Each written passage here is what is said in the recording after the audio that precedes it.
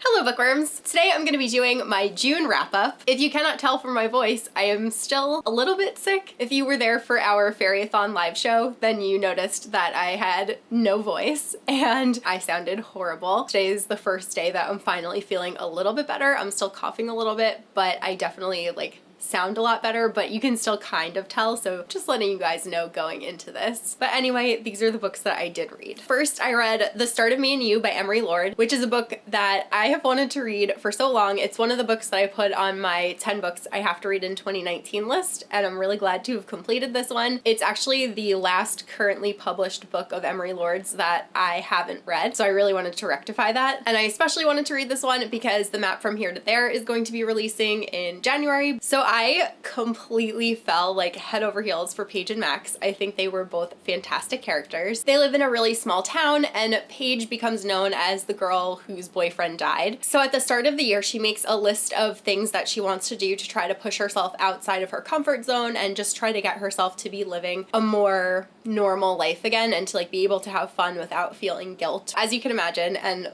pretty much all Emery Lord books, this was a pretty emotionally charged read. I really felt for Paige, and I also really loved her friend group. I thought it was one of the best friend groups in any book that I've ever read. And then there is Max, and oh my goodness, so at the beginning of the book, Paige has her sights set on a different guy who actually happens to be Max's cousin. So when I was reading, I kind of had a Mean Girls moment, and I wanted to just be like, Paige, you might think that you like someone, but you could be wrong. I also thought that the family dynamic was really interesting in this one. Paige's parents are divorced, she has a younger sister, and then she also has a grandmother who's suffering from Alzheimer's. Paige has a really close relationship with her, and that was also difficult to see her grandmother get progressively worse throughout the book. Oh, also one of the things that I loved about this is that Paige challenges herself to join an after-school activity that is something that she wouldn't have done. So she ends up joining Quiz Bowl, and it's amazing, and there are just tons of nerdy questions and people, and it's amazing. And I think that the reason that I really love this one so much is because the relationship between Paige and Max starts off so innocently as this friendship, and they really get very comfortable with one another and get to know each other really well before anything develops a little bit further for them. And I felt like the way that it evolved from friendship into romance was just done in an extremely realistic way. And then also, speaking of realistic things, I also really liked that the friend group included both guys and girls, and the guys and girls were able to be friends without having everyone be in love with each other. So yeah, overall, I am so glad that I read this one. I loved it so much. I'm going to actually go so far as to say that it is now my favorite of Emery Lord's books, and I gave this one 5 out of 5 stars. Then I read 10 Blind Dates by Ashley Elston, which was one of my most anticipated reads that I picked up at Book Expo. This one actually doesn't come out until October, and it is a holiday romance following a main character named Sophie, and Sophie's boyfriend has just broken up with her, and it's right around the holiday season, but she has a huge Italian family and everyone wants to help her, so her grandmother comes up with this scheme, and then literally all of her aunts and uncles and cousins and grandparents even are vying for a spot to set Sophie up on a blind date within a 10-day period over the holiday season. So while yes, this book is definitely about romance, I would say that at its core it's really about family, which I think is why I loved it so much. It was so much fun to see Sophie go on all of the different blind dates and see some of the really horrible ones. I was actually laughing out loud at a bunch of them, and I have since found out from my friend Melissa that some of the dates that Sophie went on are actual real things that happen, and that also just really added to it. I love Sophie's relationship with her grandmother. I thought that that was just so sweet. I love that she just immediately opens up to her grandmother, and I love that her grandmother is just constantly cooking because she's always having unexpected house guests that pop in for food. I also really love the kind of friendship dynamic between Sophie and some of her cousins. They used to be a really close-knit group of friends, and then when Sophie started dating her boyfriend, she started coming around a little bit less, and her cousins and their neighbor Wes also all went to the same high school, so Sophie just felt left out of things because she wasn't with them as often as they were all together. So watching her try to reintegrate herself into that world, but then still have having some of those feelings of being left out, and then also seeing things from her cousin's perspective as opposed to hers. I thought that was really well done. And then while all of this is going on, Sophie's sister is having a really difficult pregnancy, so it does get a little bit heavy at times, and her parents are actually staying a couple of hours away with her sister in the hospital. But I love that Sophie is just in constant communication with her sister via text. I thought that their messages to each other were so cute. And I honestly have to say that I'm so glad that this book is going to be adapted, because I can perfectly envision these dates like happening on screen. Knowing that while I was reading it, I was definitely doing that in my mind, like envisioning things the way that I could see them playing out in the film. Oh my gosh, it was just amazing. I'm really glad, like, this totally lived up to my expectations. I love Ashley Elston so much. All of her books have been amazing, and this one is no exception. And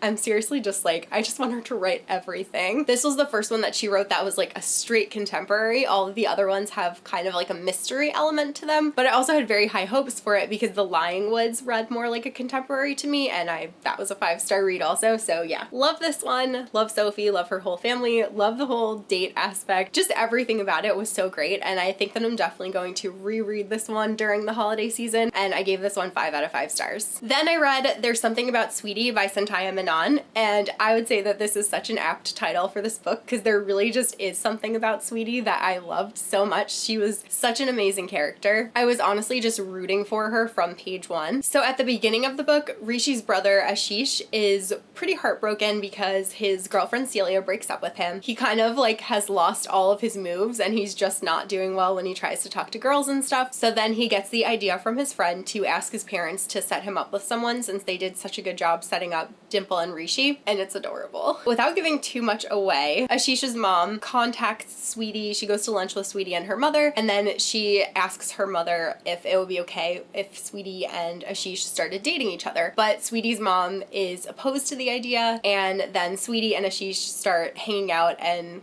dating behind Sweety's mom's back. I will say that there were some really difficult scenes to read between Sweety and her mother, because Sweety is plus size and her mom is constantly telling her that she needs to lose weight, telling her that she can't wear certain things, that she shouldn't eat certain things, and it's really heartbreaking because Sweety really does love herself, and she doesn't understand like why her mom can't just accept her for who she is. And Sweety's also an athlete. She is a crazy amazing track star, so it's not like she's unhealthy, it's just that's how her body type is. And this book was just like full of body positivity, and I thought that everything was handled really well. I also really loved how crafty Sweety is, and it definitely made me appreciate the scenes with her in As Kismet Would Have It even more. And I also really loved the scene at Ashish's crazy aunt's house. I thought that was a really funny date. But yeah, this one was really just a delight from start to finish, and I ended up giving it 4.5 stars. Then I read Escaping from Houdini by Carrie Maniscalco, finally.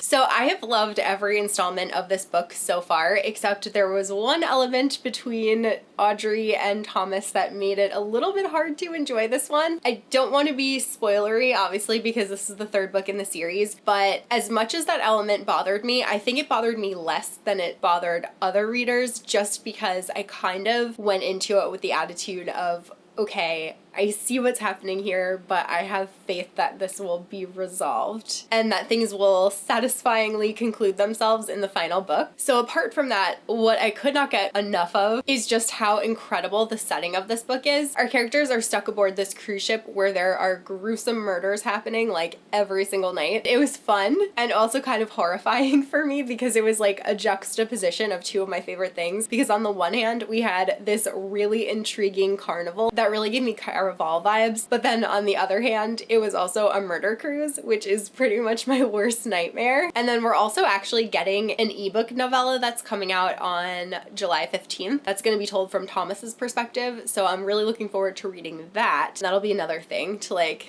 get me through the wait. Overall, like, just based on the setting and the resolution and everything involving the plot, I really loved. I just didn't like that one thing. So I didn't let it affect my rating too much, and I ended up giving this one 4 stars. Then I read Serious Moonlight by Jen Bennett, and oh my gosh, I just love Jen Bennett so much. I think she has such a knack for writing cute contemporaries. I really, really love this one. I will say that it was my least favorite of all of the contemporaries that she's written so far. but I still really enjoyed it and enjoyed it like a lot more than other books that I have read. So in this one, we're following a girl named Birdie and a guy named Daniel, and Birdie and Daniel have a one-night stand, and then Birdie finally convinces her grandfather to let her get a job. She ends up getting a job working nights at this hotel, and then it turns out that Daniel is actually her coworker. So cue the awkward. But I will say that Daniel is a gem. He is just so precious. He was so romantic, and I just love how much effort he put into really getting to know Birdie as a person, despite the pushback that he was initially receiving from her. One of like my favorite things that happened is that Birdie is so into detective stories and mysteries and stuff. One of like the dates that they go on, he takes her to a live action Clue murder mystery dinner, and I just thought that was like so adorable, and it just shows like how much he knows her and cares to like find something like that to take her to. But they develop a really cute friendship, and then they really start bonding over a mystery that's happening at their hotel. So just like Jen Bennett's other books, this one did also touch upon some deeper topics. This one I would say is a little bit darker than the last two because there was a lot of talk about like depression and suicide and parental deaths. But on a happier note,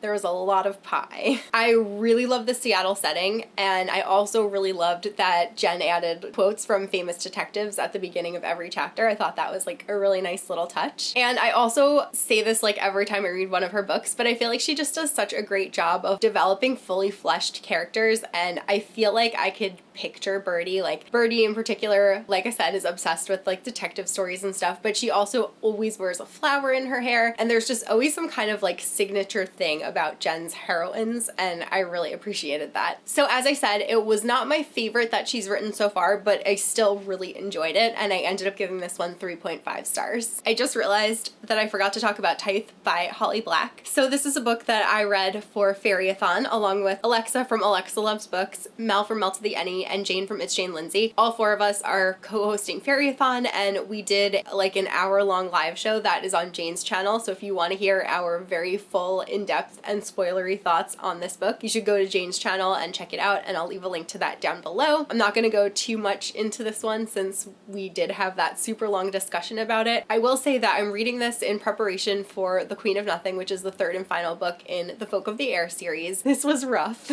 Holly Black's writing has gotten so much better since she started. So going back, it was just not at all what I was expecting. I didn't really care for any of the characters. I did enjoy the parts that were set in Fairy, but the parts that were set in the real world, like in New Jersey, I had a real hard time like getting into those. It just wasn't for me. I'm obviously still going to continue on because I want to have this trilogy read so that I will pick up on those character cameos in the final like Cruel Prince book. But yeah, this one was not my favorite, and I ended up giving it 2.5 stars. Then I read The Beautiful by Renee Audier. This is a book that comes out in October, and it's a book about vampires, so obviously I was picking this up. I was lucky enough to get an arc of it at Book Expo, and I really enjoyed reading this one. It takes place in New Orleans in 1872, and we're following a main character named Celine, who was a dressmaker in Paris, but after an incident occurred at her atelier, she ended up fleeing, and she comes to New Orleans and starts building a new life in this exciting new city. She quickly falls in with a very dangerous group of people who refer to themselves as Le Corps des Lions, and they kind of rule like the glitzy underworld of New Orleans. Celine really falls head over heels for this beautiful city and just how progressive it is compared to other places during the same time period. I really enjoyed being in Celine's head. She is a very fierce feminist, and she is constantly challenging social paradigms. And I also really enjoyed reading about the outfits that she worked on. The one thing that I will say is that it took a little while to get into like the vampire portion of it, so it was a little bit less bloody than I was expecting, but nonetheless I really loved it, and I think it's because I just loved Celine so much as a character, so I pretty immediately fell in love with her and was just interested in finding out like what her experience was, and it was reading more like a historical fiction novel to me for the first like, I almost want to say half of the novel. I also really enjoyed the kind of hate to love romance between our two extremely headstrong characters. I thought that the book was incredibly atmospheric. The murders were pretty horrific, and I also enjoyed the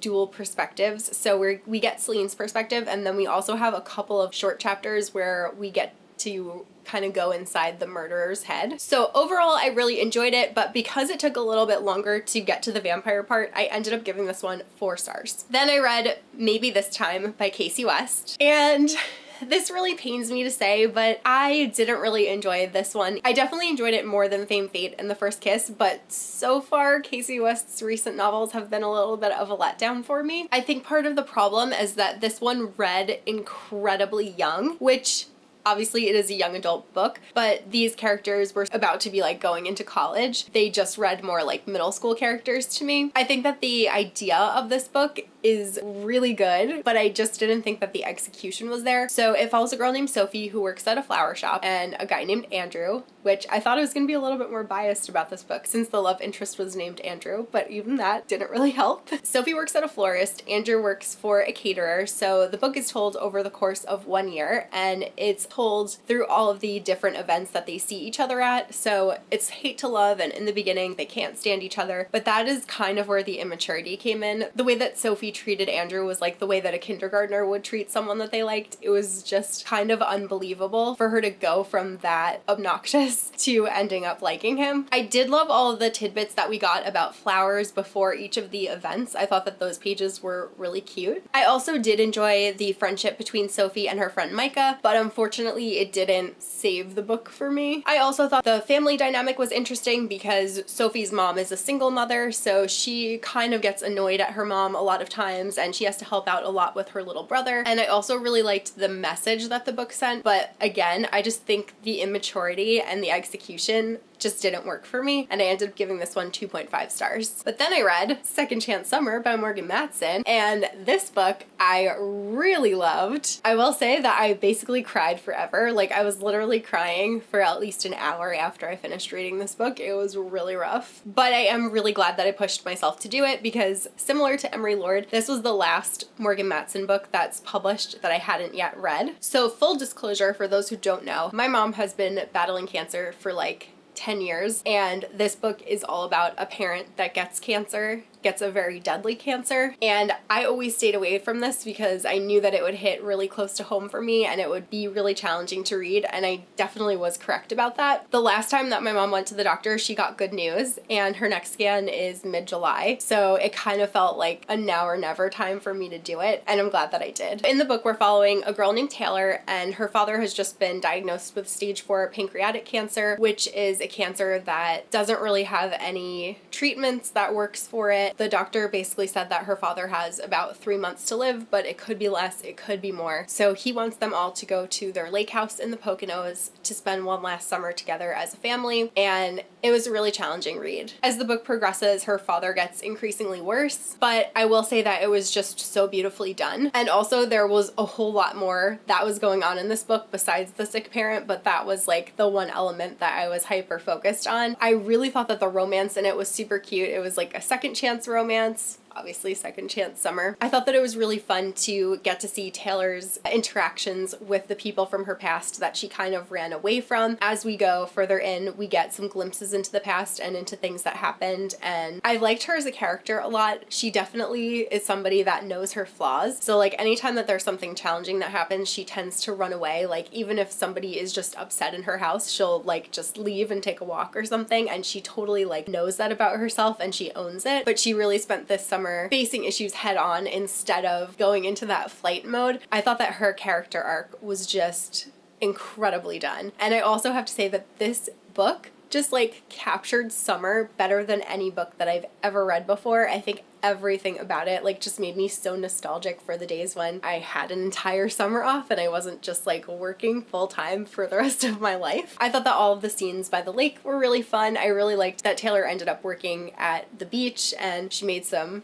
new friends and reconnected with some old friends there. I also really loved that her love interest works at a bakery, and I also really liked the dynamic between her and her two siblings. Her older brother is kind of a nerd. He can be kind of hard to get along with, and then her younger sister is like really into ballet and she's always like working out and stuff, and Taylor always kind of felt like she was kind of aimless compared to the two of them who always knew what they wanted to do. I just like love this book overall, and I ended up giving this one 5 stars. So I also read the Dollhouse Dollhouse by Fiona Davis. This is an adult historical fiction novel, as is the way with historical fiction novels, as I'm learning. It is dual timeline, so we are following a girl named Darby who lived in the Barbizon Hotel for Women in the 1950s, as well as a girl named Rose who is a journalist and who currently lives in the hotel, but she kind of falls upon a hard time, and then she wants to do this investigative article about Darby because there was an incident that occurred at the hotel where Darby and another girl got into a fight, and then one of them ended up falling to her death and dying, but it was not at all publicized. The hotel kind of covered it up, and she's still living in the hotel now, so Rose just really wants to like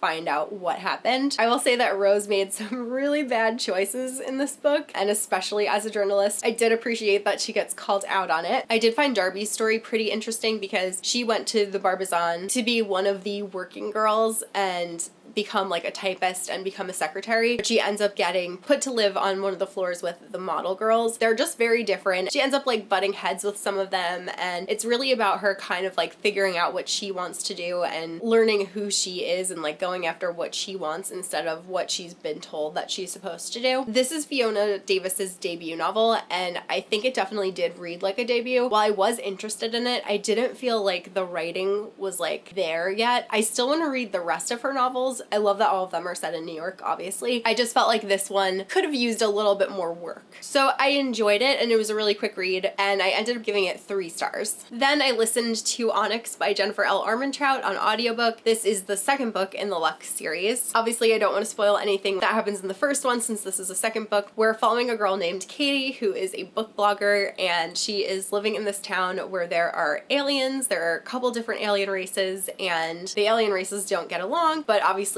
her and this one other alien end up having like kind of a romantic relationship. This one progressed the story a little bit more. I didn't really enjoy it as much as I enjoyed the first one, but I still thought it was really fun, and I'm gonna just say the same thing as the first one. This is obviously not like a groundbreaking series, but it's a really enjoyable book to just listen to. It's the equivalent of listening to a CW show like in the background while you're doing something. That's kind of how I feel about these. I think they're really fun. They're really quick paced. I really enjoy that Katie is a book blogger. She's constantly mentioning things that are so relatable between like waiting on Wednesday posts and like sending arcs to friends and having to do reviews and stuff. There was a little love triangle element that was introduced in this book, and I didn't like that aspect of it, but again, it's something that I'm sure is going to be resolved in future books. So I enjoyed it. It wasn't my favorite, and I ended up giving this one 3 stars. Then I read Teen Titans Raven by Kemi Garcia and Gabriel Piccolo. I thought this was a really interesting take on Raven. I love the new entry point for readers that aren't necessarily familiar with Raven or the Teen Titans, and I especially loved Gabriel Piccolo's artwork. The one thing I am curious about is if the final copy is going to have more color, because there were a lot of panels, well, pretty much the majority of this book wasn't really colored, but there were some pages that had a lot of color, and I wasn't sure if that was like a stylistic choice because Raven is a darker story, or if it's just because it's an ARC version that it's not fully colored. I could see the story working either way though. Raven is an empath, and she's the daughter of a demon named Trigon and a human woman. In the past, she's been taught to suppress her emotions because otherwise it leaves her vulnerable to be controlled by Trigon, but at the beginning of this novel, Raven's mom passes away and she has lost her memory, so it's all about Raven like learning about herself and finding all of these things out again. I really liked the friendship with her cousin. I really liked all of the outfits in this book, and I thought that the story was really entertaining, and like I said, I thought it was a really fun take on Raven's origin story. I also really hope that there will be more books in this series, like a Teen Titans Raven #2. I would totally read more of it, and I ended up giving this one 3.5 stars. And then lastly, I read Overruled by Emma Chase. This book made me mad. There's a guy named Stanton, and he is this like high-powered lawyer in Washington, D.C. He is sleeping with someone who is one of his co-counsel. Her name is Sophia, but when Stanton was in high school, him and his high school girlfriend had a daughter together, and Stanton did offer to not go to law school and to stay in their really small town in Mississippi and and be like the father that's there and help raise the kid and everything. But his girlfriend said absolutely not, like, this is your plan, you're supposed to leave for college, you're gonna go do that, I'm gonna raise the baby, and then we'll reconnect like in the future. She then suggests that they have like an open relationship, but Stanton is like kind of unsure about it, but then he goes with it, and then she gets really mad that he slept with someone else. And then flash forward 10 years later, Stanton ends up getting an invitation to his high school girlfriend's wedding, and he is livid and he wants to go and win back his ex-girlfriend, and he for some reason thinks it's a good idea to bring the girl that he is currently sleeping with